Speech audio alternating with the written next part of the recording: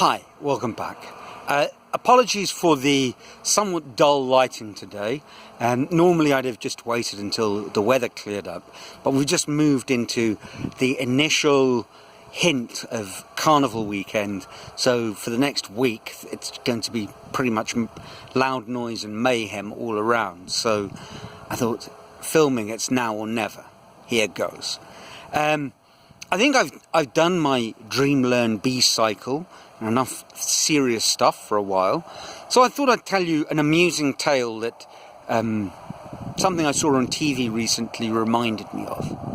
I was watching one of those reality airport programs with my father-in-law, you know, the ones where drug enforcement agencies intercept people in international airports, and it reminded of my little run-in with the law.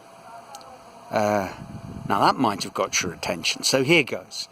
It was the start of yet another holiday when I was working in Peru, and I'd flown to meet up with my then girlfriend in New York.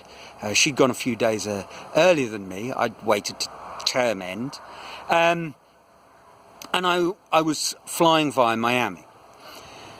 The night of the flight, it was an early hours of the morning flight, so the night of the flight I'd packed and ready. I'd travelled really light. It was October, so you know it was pretty easy to do. Just before going to the airport, I thought I'd stop for one quick pint at the local Irish bar, and some friends had said, come along to a party for one more quick pint, so I thought, why not? So I popped along to the party, had a cheeky beer or two with my friends, got back in a taxi, went to the airport, good as gold, no problems getting on my flight, and a few hours later, 5 or 6, I was early morning arriving in Miami. So I had to check through customs first and walk down the walkway of the airport into the sort of customs concourse, whatever you might call it. And these two gentlemen stopped me. One, a very tall, sort of southern cowboy-looking chap with a Stetson and boots and an enormous moustache, and the other, much shorter, Hispanic guy, also with boots but no cowboy's hat. And they stopped me and asked me, to see my passport. Showed them. Asked me what I did in Peru. I said I'm a school teacher. And that's when the really bizarre questions started. How can you teach in Peru? Do you speak Spanish?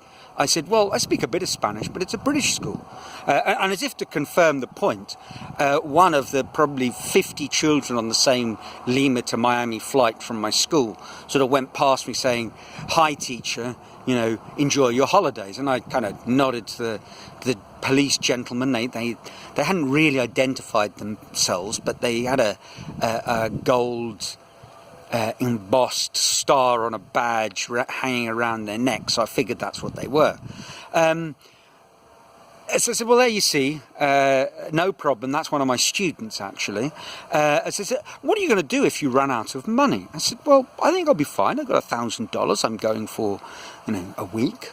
And said, oh, $1,000, that's not enough for New York. I said, I'm staying at the YMCA, it's cheap. I'll be fine.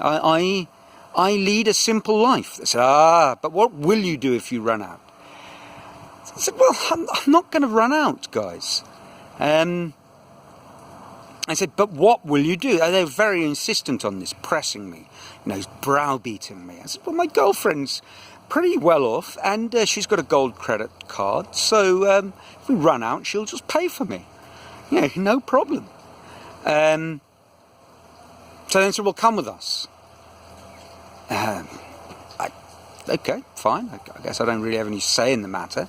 The first plus of this little encounter, besides generating a sort of amusing story for the future, was for the first and only time I sailed through Miami and met a pleasant person. He quickly gave me a stamp and said, enjoy your stay in America, kind of thinking that it was going to be longer than I'd planned and definitely not in the hotel of my choice.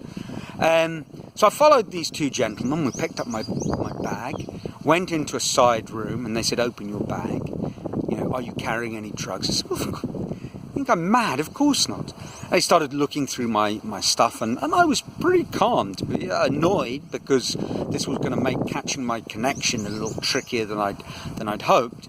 But I didn't have anything. You know, what could possibly go wrong? So they threw everything on the floor, realised that I was clean, and let me go. And a bit later, when I was on the connection to New York, I started to think about it, and I said, well, you know, what did a little dog walk past me? And could it have been that party that I went to, whilst no one fiddled with my bags, the amount of dope that was being consumed in marching powder that was floating around in the atmosphere, there was probably enough to get on my clothes and suggest Christmas to any local well-respecting sniffer dog. So that must have been it.